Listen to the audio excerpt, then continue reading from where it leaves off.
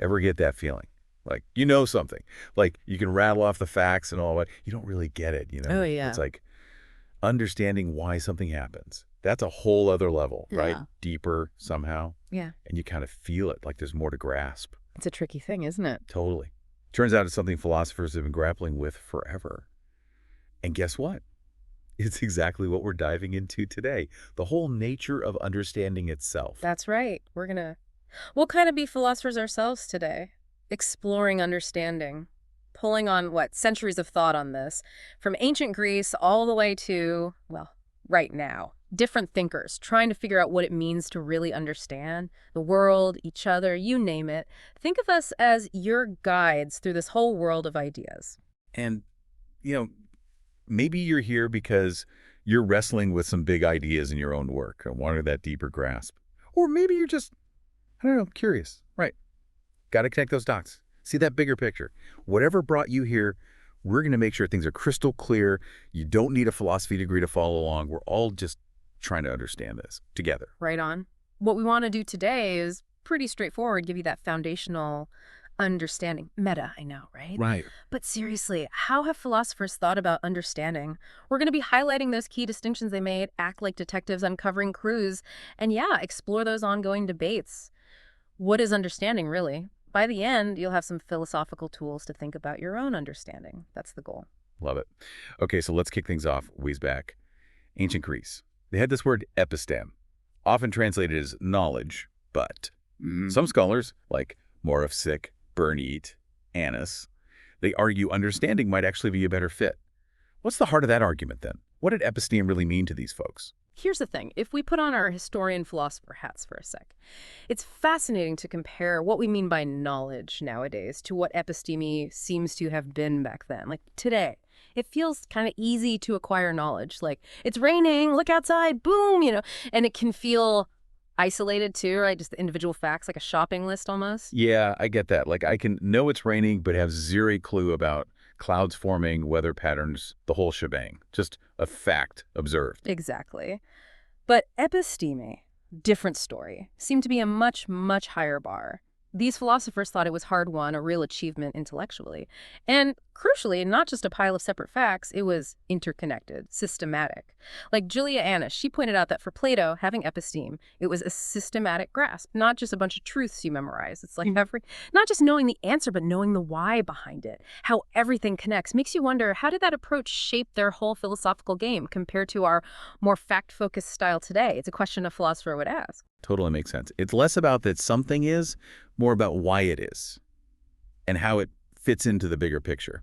Spot on. Jonathan Lear, in his work, he quotes Aristotle, says to have episteme, you got to know something and grasp its cause, its explanation, a deep sense of what it is and how it came to be. That phrase, deep sense, that's not just knowing a fact, right? Yeah. It's like you internally understand the reasons. So big names like Plato, Aristotle. Yeah. Episteme wasn't just me understanding why I spilled my coffee this morning. Right. Seems kind of small time compared to what they were after. Yeah, if we're interpreting these guys right, episteme was a high-level accomplishment.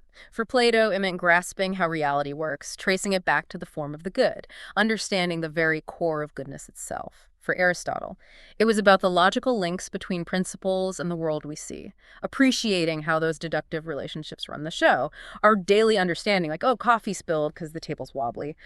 Definitely a watered-down version of what they were talking about. Gotcha. So understanding is this deep connected thing. It was central for a while, but then things shifted. Focus went more towards just knowledge, especially what they call propositional knowledge, knowing that something's true. What caused that shift, historically speaking? It's a great question, really. A historical puzzle, even. A few things probably played a role. Some scholars, thinking like intellectual historians, they say it was a reaction to skepticism. Back in Hellenistic philosophy, people started seriously doubting if we can know anything for sure. So naturally the focus becomes, can we have any reliable knowledge claims at all? Even isolated ones. Others. They point to the rough times of the wars of religion way back, when everything's in turmoil. Being able to tell good knowledge claims from bad ones becomes super crucial, even if it's just individual claims about, say, scripture or religious doctrines.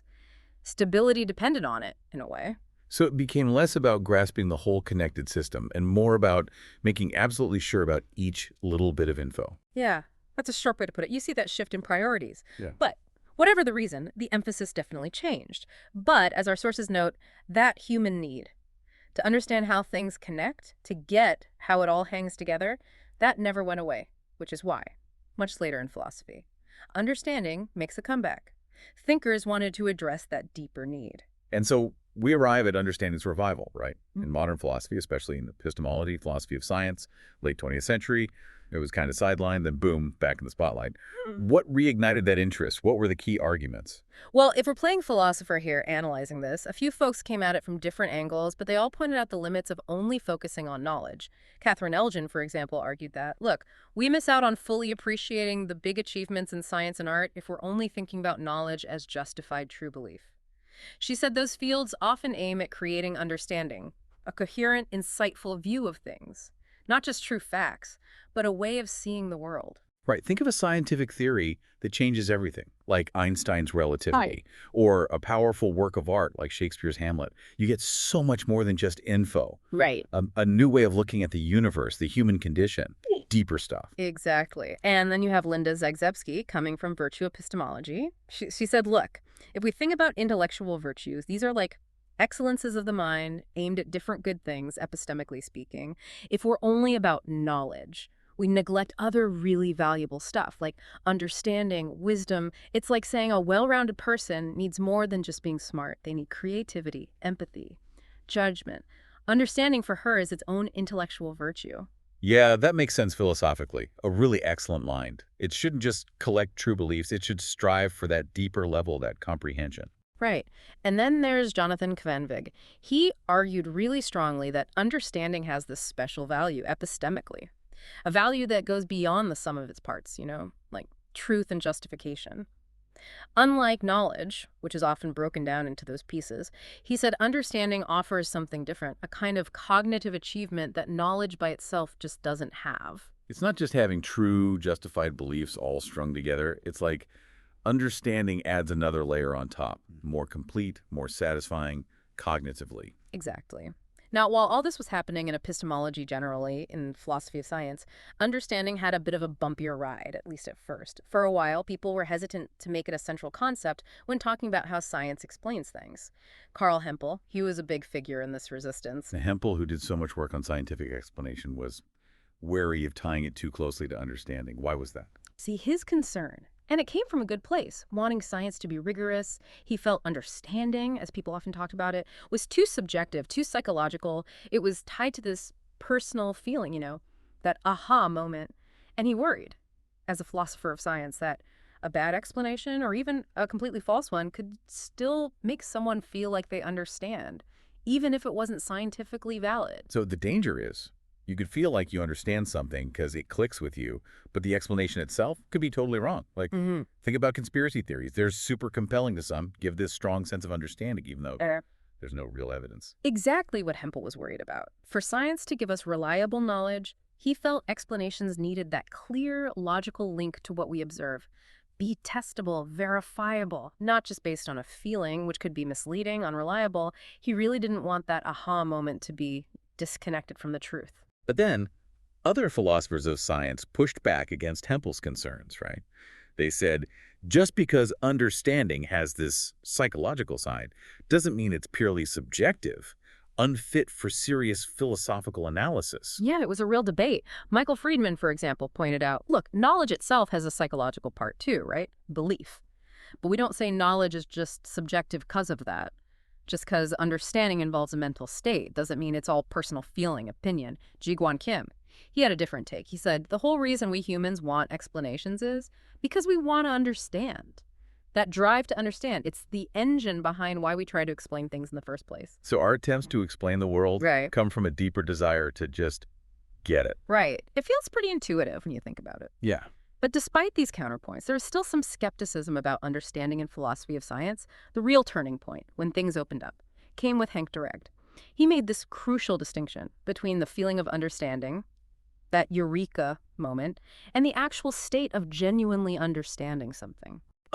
So separating that subjective aha, which can be misleading, from actually getting it right epistemically. Precisely. Direct argued that feeling, it's neither necessary nor sufficient for real understanding. You can understand complex stuff without a sudden flash of insight. And the reverse is true too, right? You can have that got it feeling even when you're wrong or your grasp is incomplete.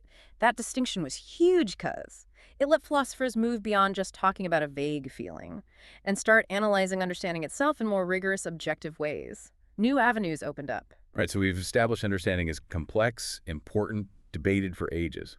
Now, our sources say, to break it down, philosophers look at three things. It's objects, psychology, and its normativity. Kind of like that classic justify true belief breakdown for knowledge, right? It's a great comparison, really. Like, we're doing epistemological analysis. Just as they tried to define knowledge by looking at what's it about, that's truth, what's happening in the knower's mind, belief, and what conditions need to be met, justification. With understanding, it's similar. What does it take as its object? What's the psychology of someone who gets it? And what are the standards it has to meet? Makes sense. Let's start with objects of understanding then. Our text says these can be super varied, from like quantum mechanics to why someone's feeling sad, but a common thread is connections or relations. What do philosophers mean by that? It's fascinating, right? Trying to find what's common across all these different instances. The basic idea is understanding isn't about grasping isolated facts. It's about seeing how those facts, concepts, whatever, how they relate, how they fit into a bigger picture. Kim, he makes this distinction between explanatory internalism and externalism, which is really helpful here. Okay, so philosophically speaking, what's the core difference between those two views? All right, so internalism says when we understand those key connections we make, the explanatory relationships, they're logico-linguistic in nature, meaning they exist mainly among our beliefs, the content of those beliefs, or how we represent them with language. So understanding why metal rusts. From this view, it's about grasping the logical connections between our belief that there's moisture, our belief about that type of metal, and then rust happens. Hempel, remember him, his view of scientific explanation, focused on the inferences we make between statements. That's a classic example of internalism. Kim himself even says, in this view, all the explaining, the understanding, it happens within our own system of thinking, in our thoughts or representations, internalists. Focus on how thoughts connect. So it's about the relationships between ideas in our heads, that web of beliefs, how it's all structured. Exactly. Externalism, though, flips the script. It says, no, those connections, they're not just in our minds, they're real relationships out there in the world, independent of us. Understanding rust, now it's about grasping the actual processes, mechanisms that caused it. Yeah. The chemistry, the metals properties, the environment. So internalists focus on how thoughts connect externalists, how things connect in the real world. Like, difference between understanding a map with its symbols and all, and understanding the actual terrain the map represents. Gotcha. So Yeah. real-world connections, cause and effect, dependencies that exist whether we think about them or not just connections between our thoughts. Nailed it. Now, even within the internalist side, there are subtleties, like what kind of relationship matters most. Some, like Carter, Gordon, Kvanve, Briggs, they put a lot of emphasis on coherence, how different bits of info fit together logically, conceptually to make a unified whole. They say understanding a whole subject, like history or astrophysics. It's about grasping those coherence-making relations between all the propositions in that field. So, understanding the Civil War isn't just knowing facts about battles, but seeing how those facts connect to tell a coherent story, causally, thematically. Right. And remember, coherence here. It's a relationship between the contents of our beliefs, how our different ideas support each other logically. Now, on the externalist side, there's variety too. Some say understanding is about grasping nomic relations, how events are explained by natural laws. Others, causal relations or just dependence relations broadly, how things in the world influence each other. Salmon, Lipton, Kim again, Grimm, Greco, Delson, they're generally in this camp. So for them, understanding why my car won't start is figuring out that actual chain of events, dead battery so the starter can't engage, and so on. Real-world chain of dependence. Exactly. Then you have another interesting externalist idea. Philosophers like Le Bihan and Nozick explore this. They say the real objects of understanding are possibility spaces. Nozick had this famous line, explanation puts something in the realm of what is, but understanding puts it in a network of what could be. Pretty mind-blowing, right? Right. So understanding isn't just about what is, but what could be. That's the idea. So understanding an engine isn't just how it does work, but what could go wrong, maybe even other ways it could have been designed. Now, John Greco, he makes this helpful distinction between the object of understanding, the thing itself we want to understand, and the vehicle of understanding, how we represent that thing. Mental model, diagram, even just describing it with words. That clears things up. So a city map isn't the city itself, that's the object, but it helps us understand how the city's laid out. It's the tool, the representation, Yeah. the vehicle. Right. And Greco says our mental representations, those models, frameworks in our heads, they're often our main vehicles.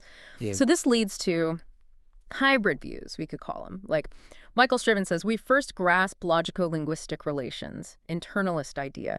But crucially, these accurately represent real-world relationships, externalist style, our internal representations, because they have similar structure to the world, they become our vehicles. He talks about causal entailment, where the structure of a logical argument can mirror the structure of cause and effect out there in the world.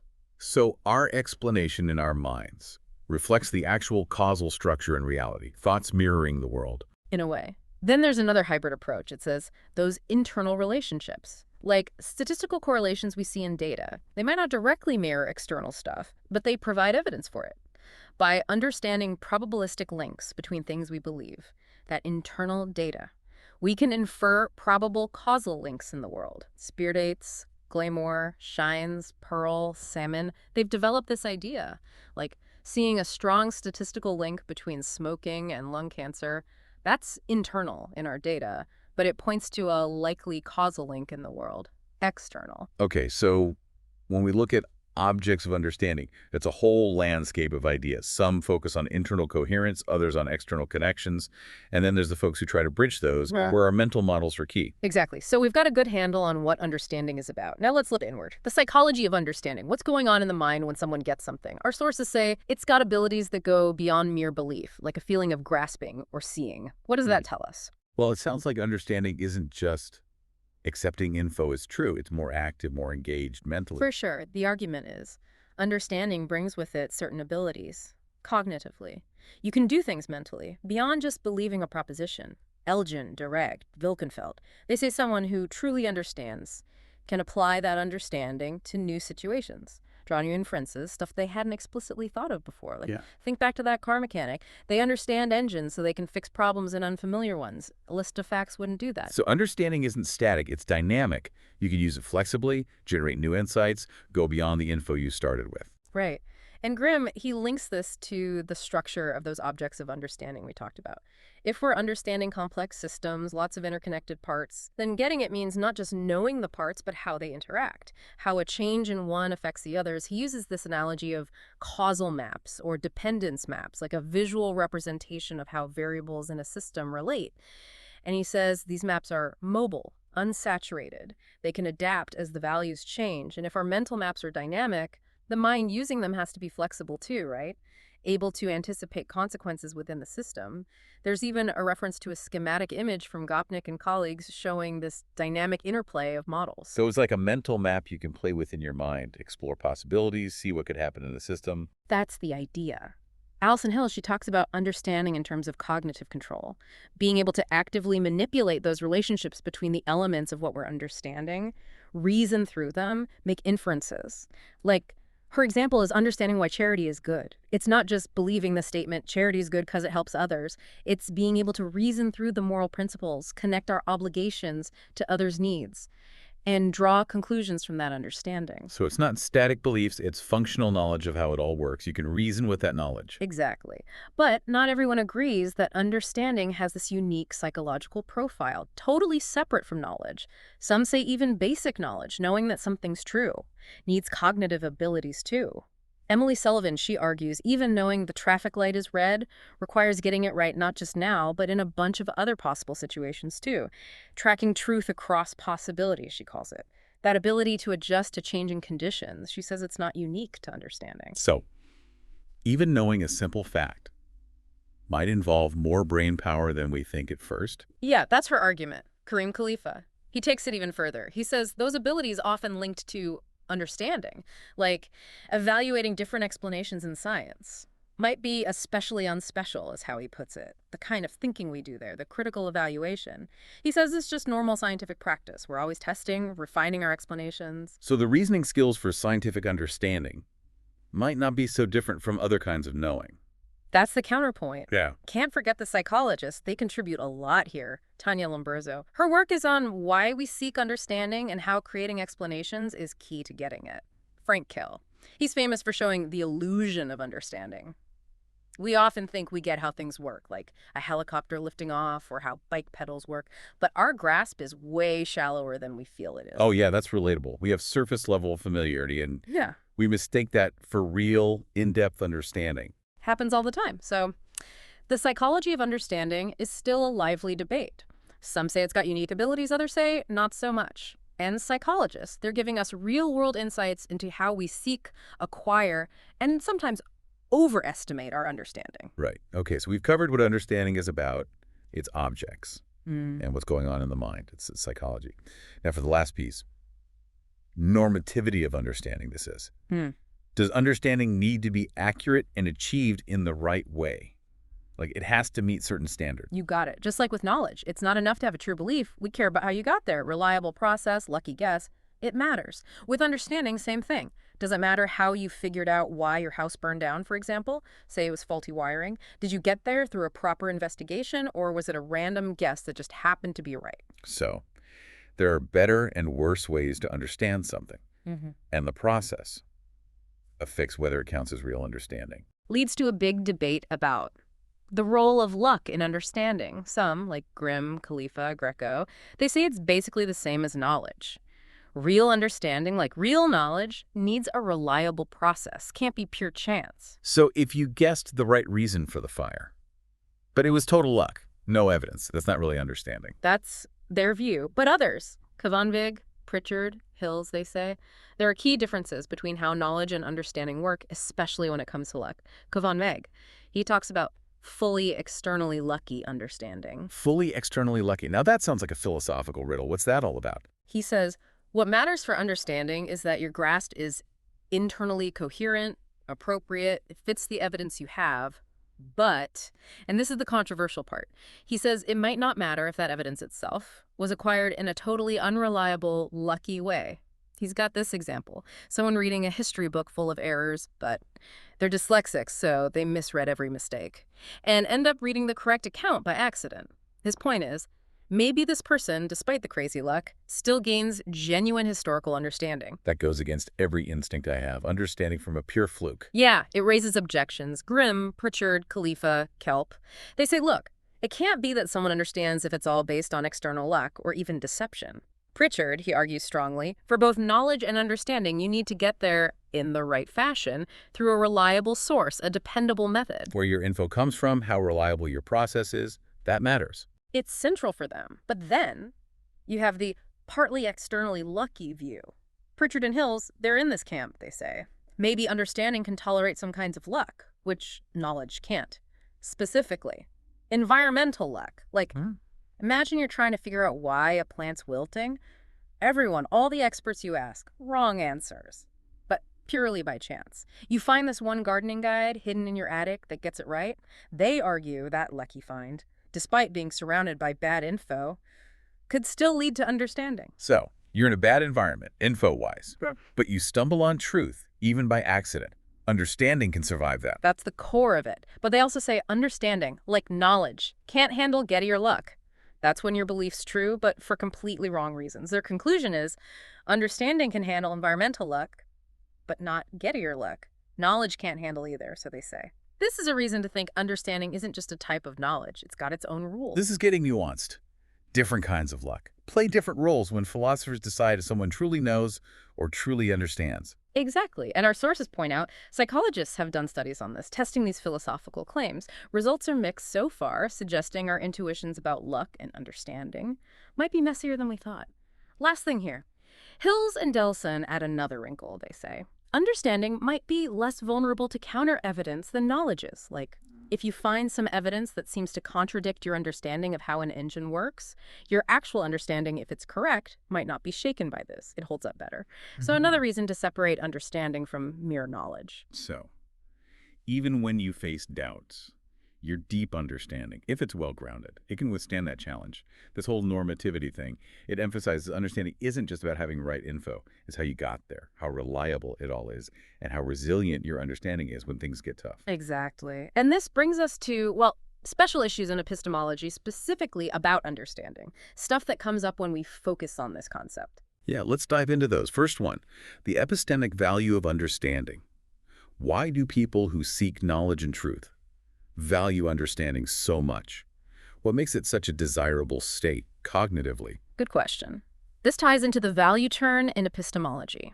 Philosophers are really interested in figuring out what's intrinsically valuable in our search for knowledge and other good things, epistemically speaking. Wayne Riggs, he argues, look, we don't usually crave trivial facts, but anytime we gain real understanding, even of simple things, it feels worthwhile. He even says understanding in almost any form adds value to a person's life. Yeah, I feel that. Knowing how many pigeons are in Trafalgar Square right now, not that valuable, right? But understanding why a plant grows well in a certain spot, even something small, feels like progress, like I'm getting somewhere. Exactly. So, what explains that special value we put on understanding?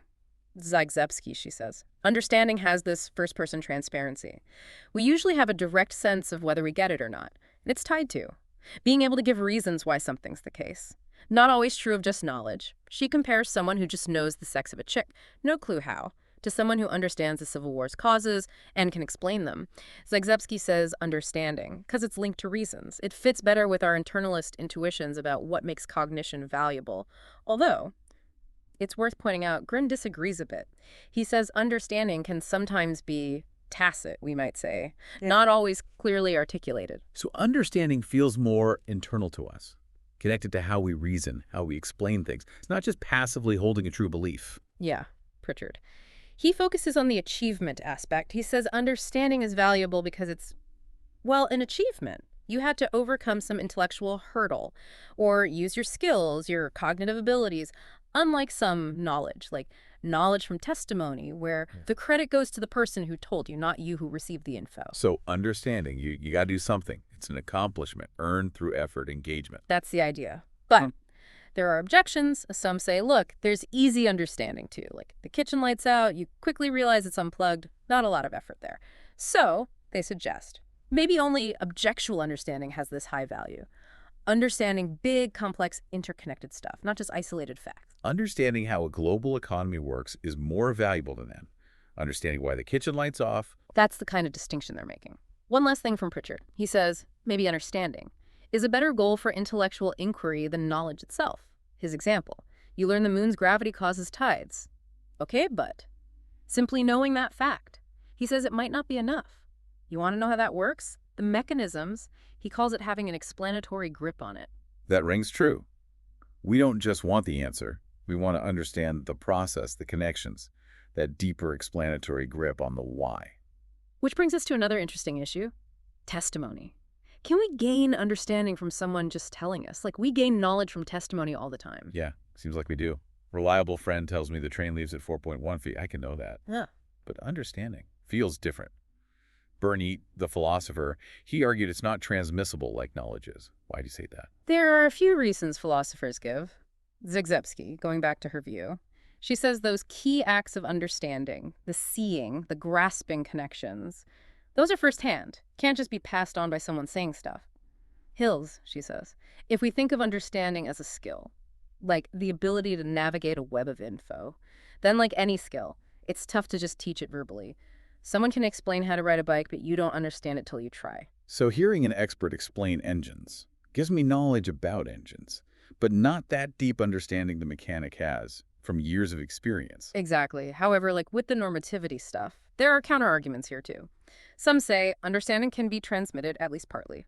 Grimm uses everyday examples, like explaining you're late because of traffic. That short statement seems to transmit some understanding of why. Boyd argues if the listener already have the right concepts, background knowledge, understanding can work like knowledge. And Hewlin says, even knowing the causes of something implies a basic level of understanding. And since we accept knowledge through testimony, this basic understanding should work the same. So if I already know about traffic in my city, hearing my friend say traffic was terrible helps me understand why they're late. Right. And some point out, even belief, which is part of knowledge, it's a first-person thing. No one can believe for you.